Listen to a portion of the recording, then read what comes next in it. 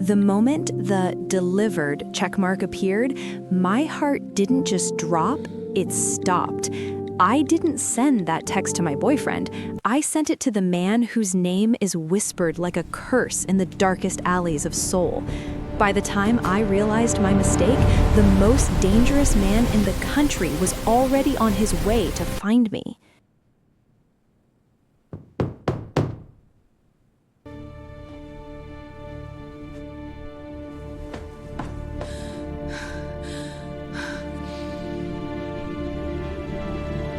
Amara gripped the microfiber cloth until her knuckles turned white. The penthouse of room 75 was a glass and steel fortress, overlooking the glittering neon sprawl of Seoul. At $500 a day, the job was a miracle for her, a way to send money back to her boyfriend, Kunle, in Lagos. But the miracle came with a demon. "You missed a spot, Gumsungi, darky," spat Mr. Park, the department manager. He flicked a cigarette ash onto the pristine marble floor Amara had just polished. "In Korea, we work. We don't just look pretty and hope for handouts. You're lucky the CEO is too busy to notice a stray like you in his halls." Amara didn't flinch. She had endured the whispers in the subway and the cold stares in the markets.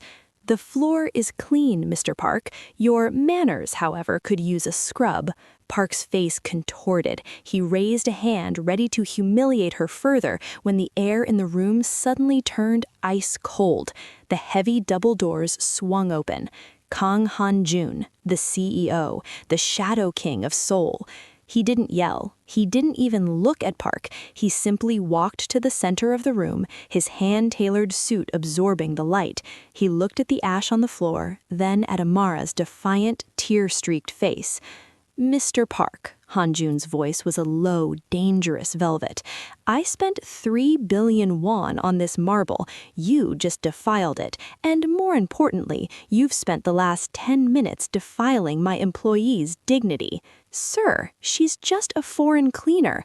"She is a human being under my protection," Han-jun interrupted. He pulled out a phone. "By sunset, Mr. Park, your bank accounts will be frozen. Your professional license, revoked. You aren't just fired, you are deleted." As security dragged the screaming manager out, Han-jun's gaze softened. For a split second, he looked at Amara not as a maid, but as a queen in exile.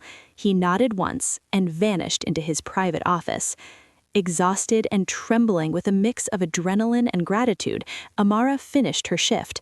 On her way out, she caught a junior staffer. "The boss, do you have his contact for the official report?" she lied, her heart racing. The staffer, distracted, scribbled a number down. Back in her tiny studio apartment, Amara collapsed onto her bed. Her thumbs hovered over her phone, aching for home. She typed a message to Kunle, her voice trembling in the text. "Baby, can you come over? I miss you so much. I feel like if you could just be here, everything would be okay." She hit send and fell into a deep, dead sleep. Thud, thud, thud. A heavy, rhythmic pounding on her door startled her awake at 2 a.m. Heart in her throat, she peered through the peephole.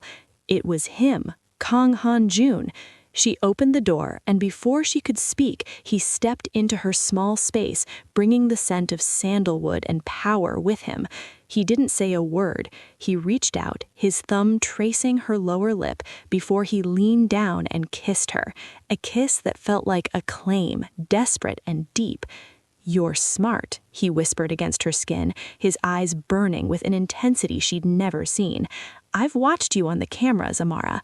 I didn't know how to approach you, but then you sent me that text. You told me you missed me."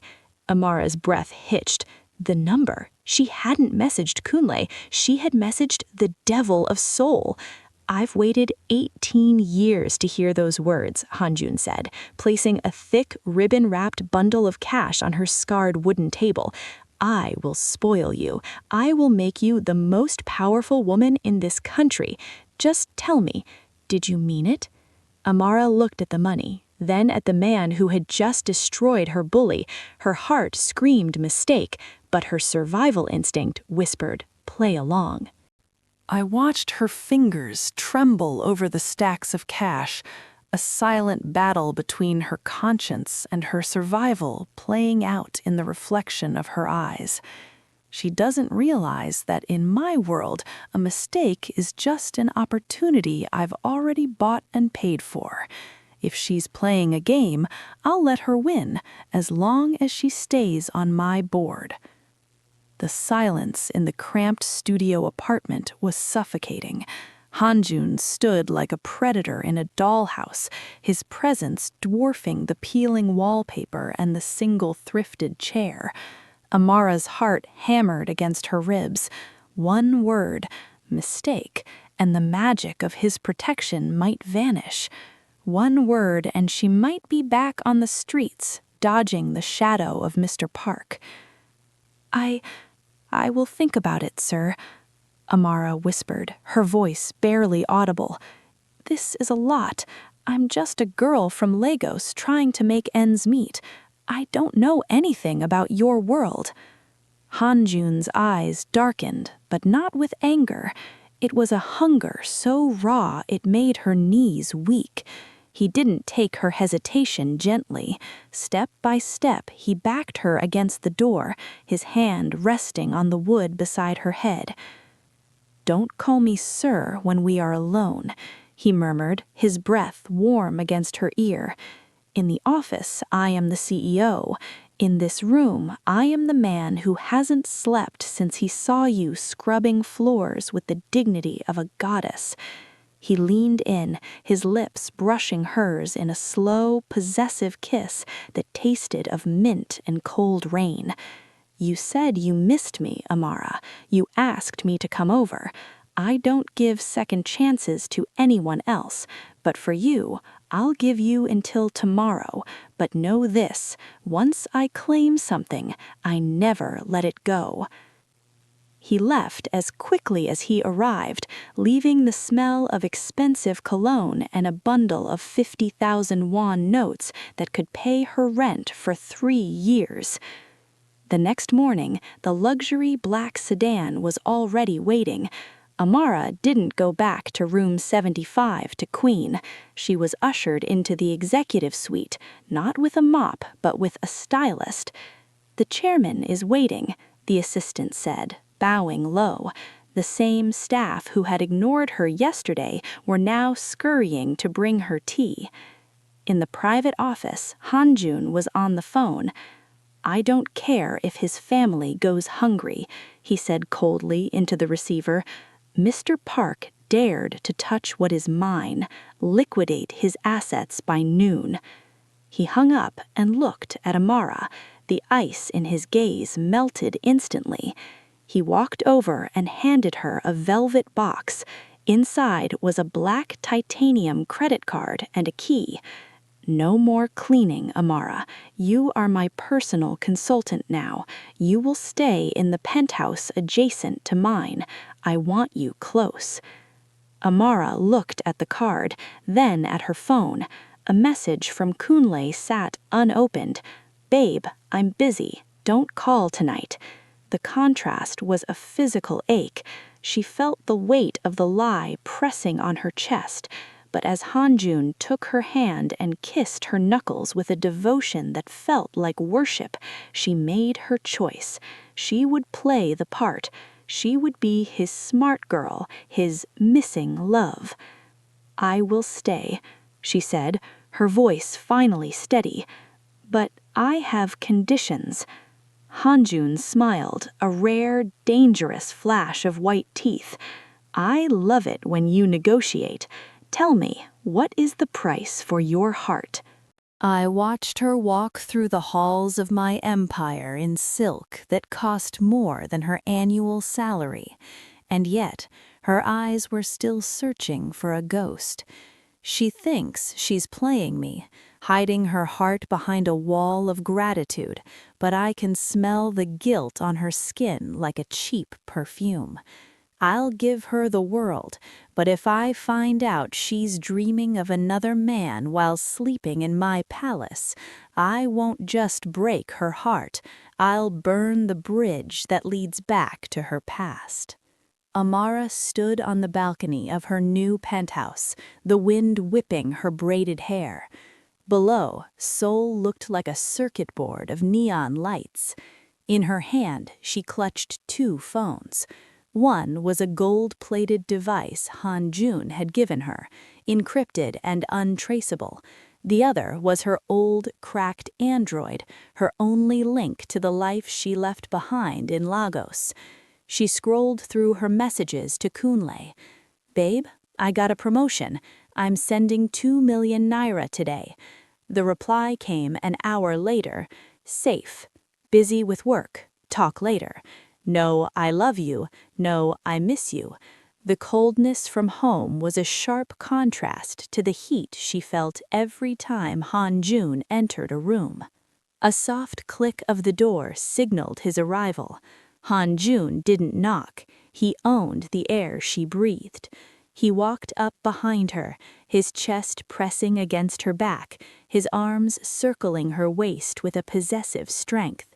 He rested his chin on her shoulder, staring out at the city he conquered.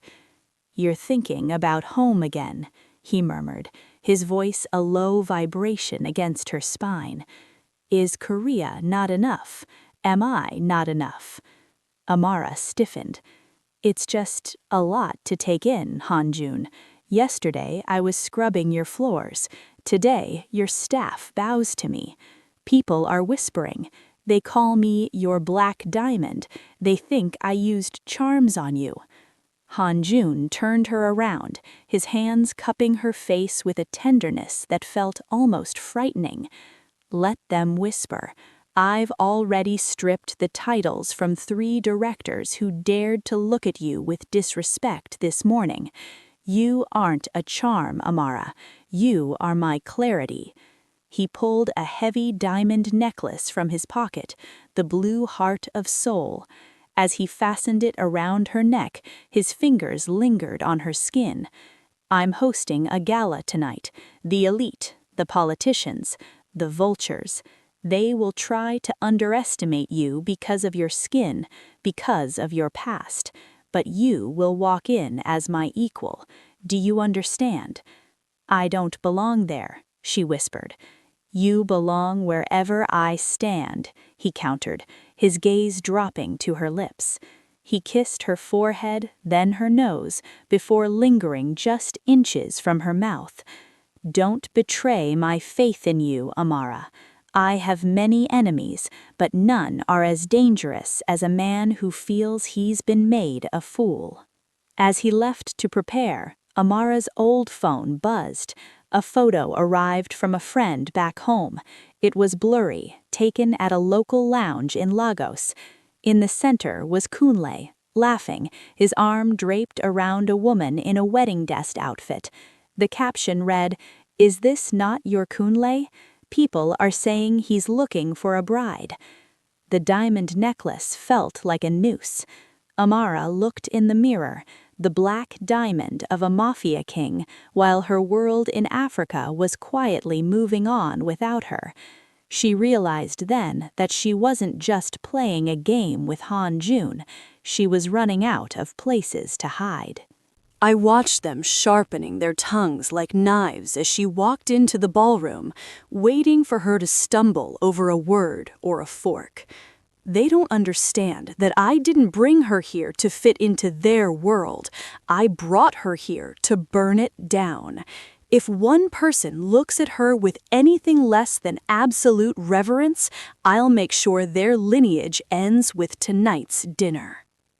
The grand ballroom of the Sheila Hotel was a sea of black ties and silk hanboks.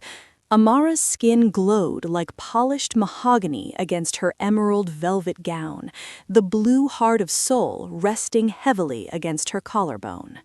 Beside her, Han-jun was a shadow of pure authority.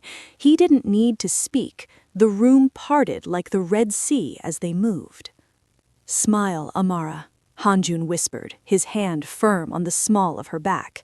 "You are the most expensive thing in this room, and I'm the only one who can afford you." But the vultures were circling. Lady Choi, the matriarch of a rival shipping empire, blocked their path. She eyed Amara with a calculated, frozen smile. Lady Kang, we were also surprised by your unconventional choice of ward. We heard she has a miraculous talent for cleaning. Tell me, dear, she turned to Amara, her voice dripping with artificial sweetness. Is it true you were found in the servants' quarters? I suppose even the most refined palate craves street food occasionally. The room went silent. The clink of silverware stopped. Everyone waited for Amara to crumble, to cry, or to look to Han-jun for rescue. Amara felt the heat rising, the memory of Mr. Park's insults echoing. But she looked at Han-jun's hand on her waist. His grip hadn't tightened. He was waiting. He was giving her the floor. Amara took a sip of her champagne, her gaze steady on Lady Choi. It's true I've spent time in the servants' quarters. It's where you learn how to spot a stain before it ruins a garment. For instance, she leaned in, her voice calm and melodic. Your foundation is creasing, and your husband's offshore accounts in the Cayman Islands are leaking. Both are very difficult to clean once they're public, wouldn't you agree? Lady Choi's face turned ashen. She stammered, looking at Han-jun, but he only tilted his head, a ghost of a smirk playing on his lips. My Amara is very observant, and Lady Choi, since you're so interested in street food, perhaps you'd like to experience the street yourself. I believe your family's logistics contract is up for renewal tomorrow. It isn't anymore. As Lady Choi was escorted out in a state of social collapse, Han-jun led Amara to a private alcove. He pinned her gently against the marble pillar, his eyes burning with pride and something much darker. You're a natural, he murmured, his thumb grazing her jawline. But your heart is racing. Why? Is it the thrill of the kill, or are you still hiding something from me? Amara's phone vibrated in her hidden clutch. A new message from the friend in Lagos. Amara, Kunle just posted his engagement photos. He used the money you sent for the dowry. The world tilted. She looked up at Han-jun, the man who would destroy a dynasty for her, while the man she loved at home was using her sweat and tears to marry someone else. I'm just tired, she lied, her voice cracking. Han-jun pulled her into his chest, his heart beating a steady, rhythmic promise against her ear. Then we leave. My world is yours, Amara. But remember, I don't share what belongs to me. I watched her face turn to ash in the moonlight, her eyes fixed on a screen that held the death of her dreams. She thinks she's hiding her grief from me, but I've been breathing her air since the moment she stepped into room 75. If she wants to run back to a ghost, I'll let her, but I'll be the one waiting in the dark when she realizes the ghost has already moved on. Amara stared at the photo her friend had sent. Kunle. Her Kunle. He was smiling, holding the hand of a woman in a vibrant, traditional lace outfit.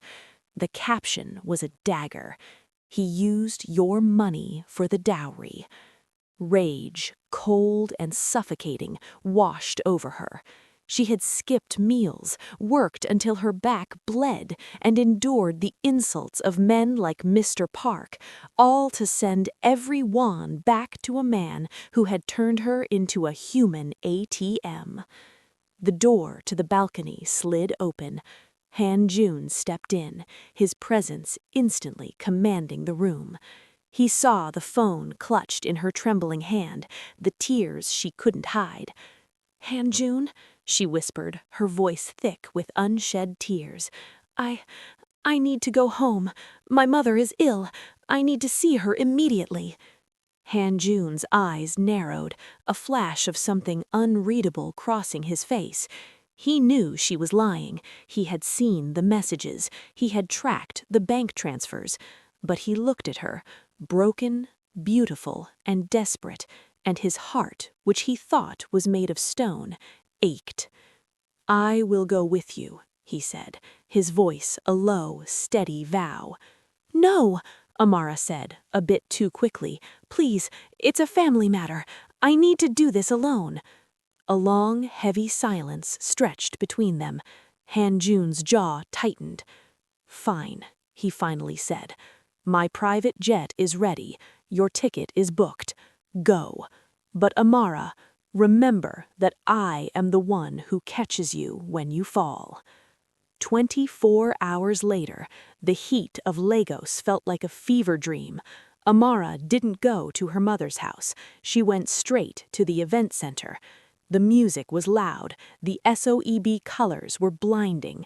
There, on the altar, was Kunle. When his eyes met hers from across the crowd, his face turned the color of gray ash. His hands began to shake so violently he almost dropped the ring ceremony. Amara didn't scream. She didn't make a scene. She simply let the tears fall, a silent goodbye to the girl who had been foolish enough to love him. She turned and walked out, leaving him trembling in his guilt.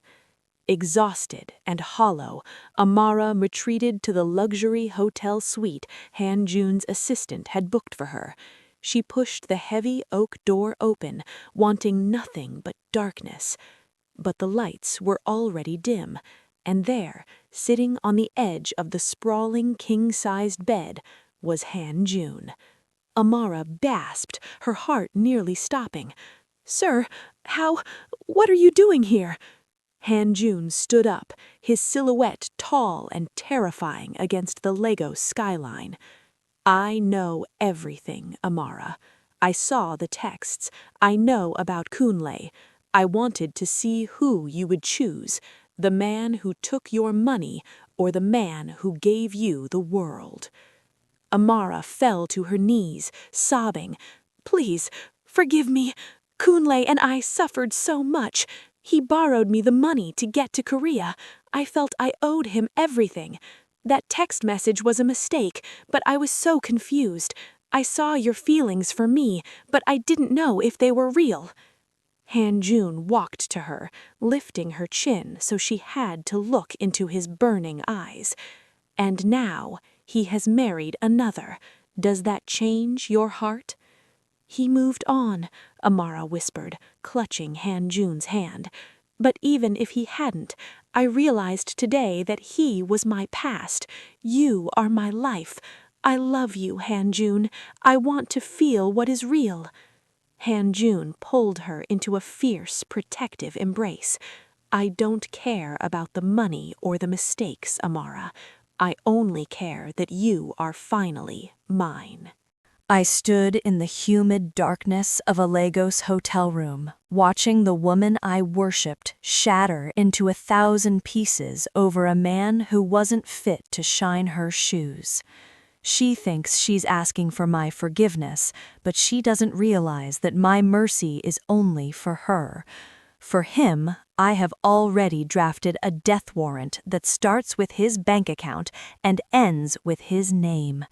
If she chooses me, she chooses a king who will turn her scars into a crown. Amara's knees hit the cold tile, her tears soaking into the expensive carpet of the hotel suite. The silence of the room was heavy, broken only by her jagged sobs. Han-jun didn't move at first. He stood like a statue of obsidian, his shadow stretching across her like a protective wing. "I saw the way he looked at you on that altar, Amara." Han-jun's voice was a low, dangerous vibration. "He looked at you with the fear of a thief caught with his hand in the vault. And you looked at him like he was the world. Tell me, now that the world has turned its back on you, what do you see when you look at me?" Amara looked up, her vision blurred. "I see a man I don't deserve," she whispered, her voice cracking. I lied to you. I used your kindness to fund his betrayal. I thought I owed him my life because he paid for my flight to Seoul. I thought the text was my duty, but my heart was already starting to beat for you, Han-jun. I was just too afraid to admit that a king could love a maid. Han-jun stepped forward, reaching down to pull her up. He didn't just lift her, he gathered her into his chest, crushing her against his suit as if he could absorb her pain through his suit. You owe him nothing, Han-jun growled into her hair. The money he lent you, I've already repaid it to his creditors with 10,000% interest. He is currently being escorted out of his own wedding reception because the venue's lease was bought by my holding company 5 minutes ago. He has no house, no car, and no dignity left. Amara pulled back slightly, looking into his icy, dark eyes. What? You did all that? Why? Because you are my black diamond, he said, his thumb wiping a stray tear from her cheek.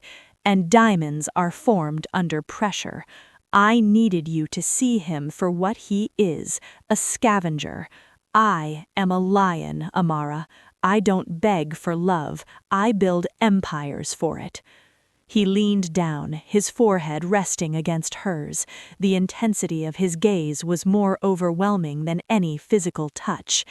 If he hadn't married that woman today, if he had begged for your soul, would you still be standing here with me? Amara took a deep breath, the scent of his sandalwood cologne grounding her. Yes, she said firmly, because when I saw him today, I felt nothing but pity, but when I saw you in this room, I felt home. I love you, Han-jun, not because you're a CEO, but because you saw me when I was invisible. Han-jun's grip tightened, a rare, genuine smile touched his lips, a look of pure, predatory triumph. He leaned in and kissed her, a slow, sealing promise that the past was dead. Then let the world watch, he whispered against her lips. Tomorrow we return to Seoul. You won't be cleaning room 75 ever again. You will be sitting at the head of the table beside me. As they held each other, a phone buzzed on the nightstand. It wasn't Amara's. It was a burner phone belonging to Han-jun. The message was brief.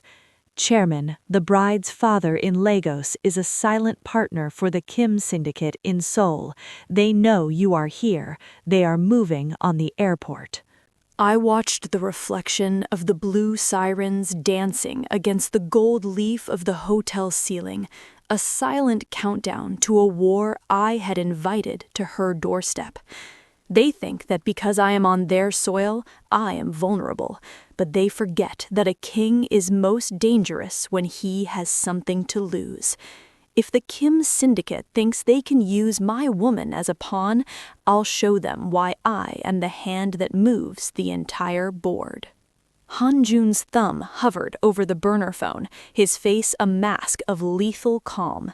Beside him, Amara felt the shift in the room's energy. The air, which moments ago had been thick with confession and romance, was now charged with the static of an impending storm. "What is it?" Amara whispered, her hand instinctively finding his. "Is it Kunle?" "Kunle is a mosquito, Amara. I've already swatted him," Han-jun said, his voice dropping to a gravelly silk.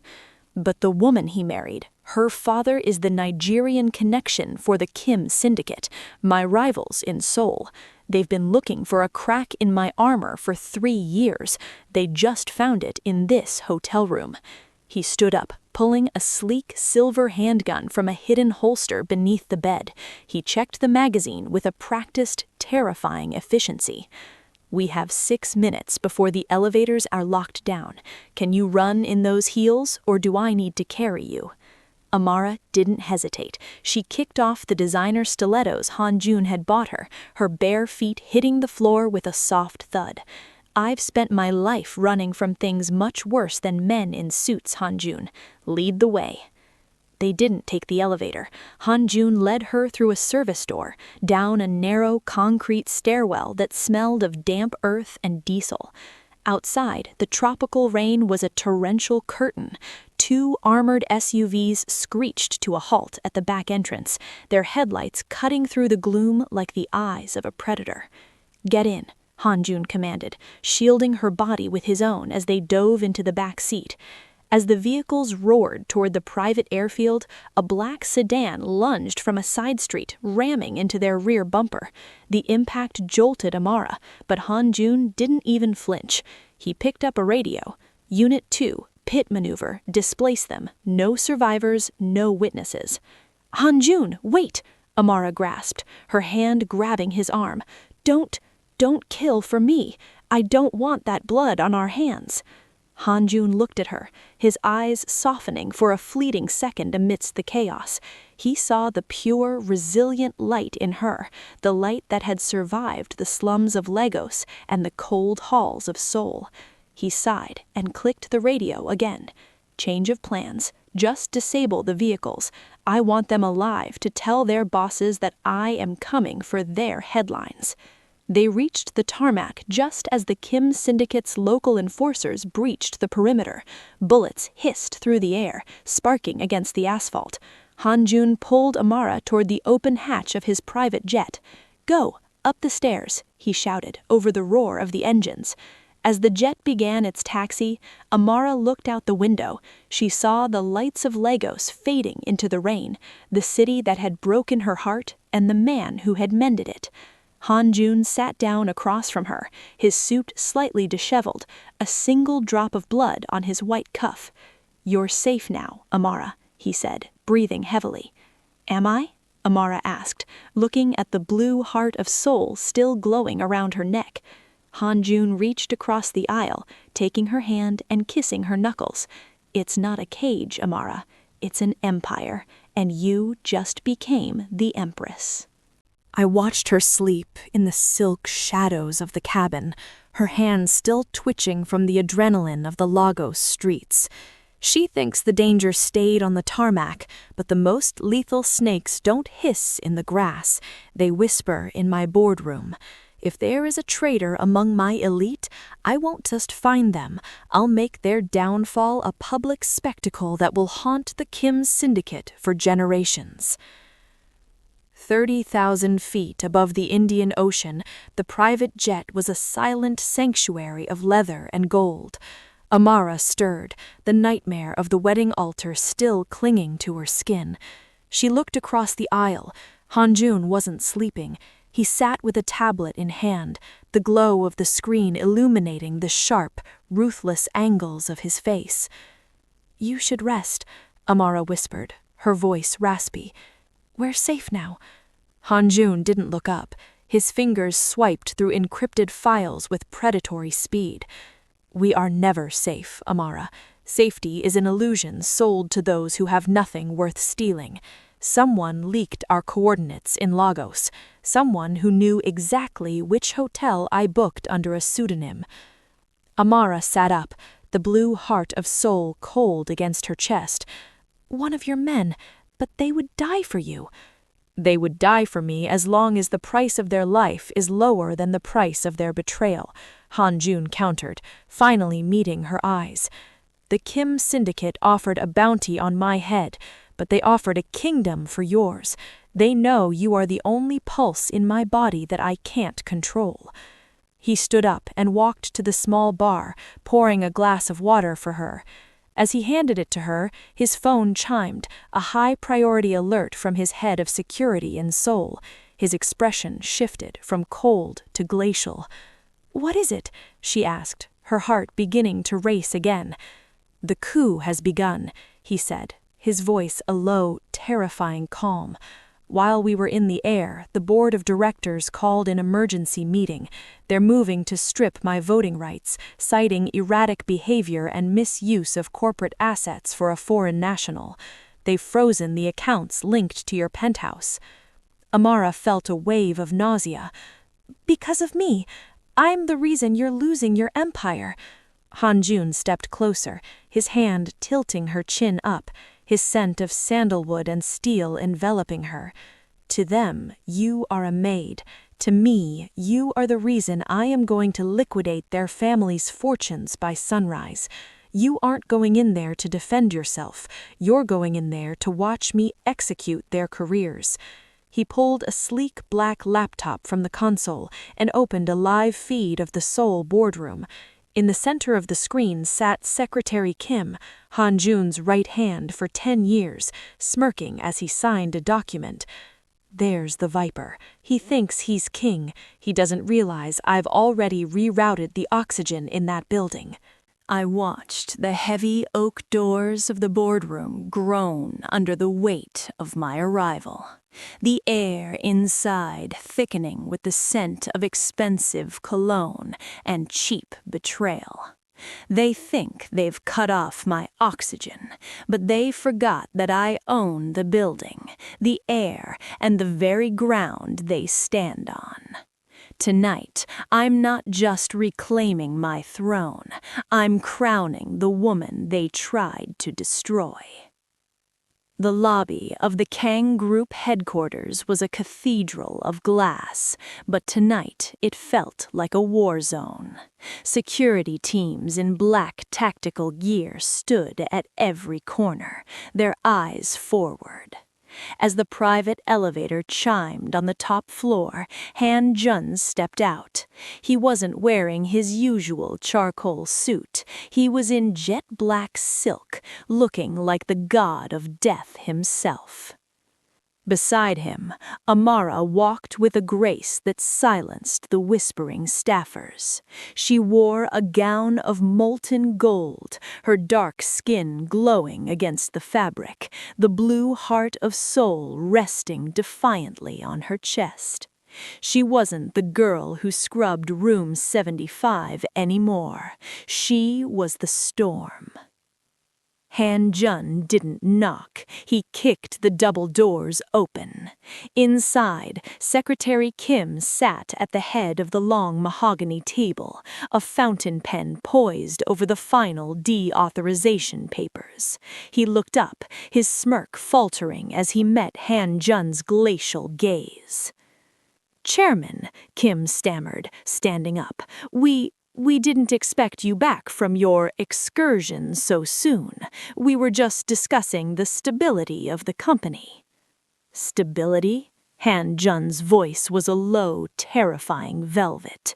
He walked to the head of the table, not stopping until he was inches from Kim. "You mean the stability of the 400 billion won you embezzled through the Kim Syndicate's shell companies in Lagos, or the stability of your daughter's tuition, which I've just cancelled?" The board members gasped, several of them dropping their tablets. Han-jun didn't look at them. He pulled out a chair, not for himself, but for Amara. "Sit," he commanded gently. Amara sat, her gaze fixed on Secretary Kim. "You called her a foreign distraction in your memo, Kim. You told the board she was a maid who didn't understand the value of a won. But while I was cleaning your offices, I was also reading the ledger you left on your desk. You really should be more careful with your trash." She slid a flash drive across the polished wood. Every transaction, every kickback, every secret meeting, it's all there. I didn't just clean your floors, Secretary Kim. I cleaned out your secrets. Han-jun leaned over the table, his hands flat on the surface. "By tomorrow morning, every man in this room who signed that paper will be bankrupt. Your homes, your cars, your reputations, gone. You didn't just bet against me. You bet against the woman I love, and I never lose." As security moved in to escort the traitors out, the room fell into a heavy, beautiful silence. Han-jun turned to Amara. He didn't care about the cameras or the millions at stake. He knelt before her, right there in the center of the empire he had nearly lost. I spent 18 years looking for a reason to be a better man. I found it in a cleaning closet in room 75. Amara, will you run this world with me? Not as my ward, not as my secret, but as my wife. Amara looked at the man who had burned Lagos and Seoul to protect her. She looked at the diamond on her neck and the fire in his eyes. I'll run it better than you ever could, she teased, tears of joy finally spilling over. Han-jun laughed, a sound of pure, rare happiness, and pulled her into a kiss that sealed their fate. The maid was gone. The Empress had arrived. Thanks for watching. If you were Amara, what would you do to Kunle? Let us know in the comments section. And don't forget to like, share, and subscribe. It means a lot to us.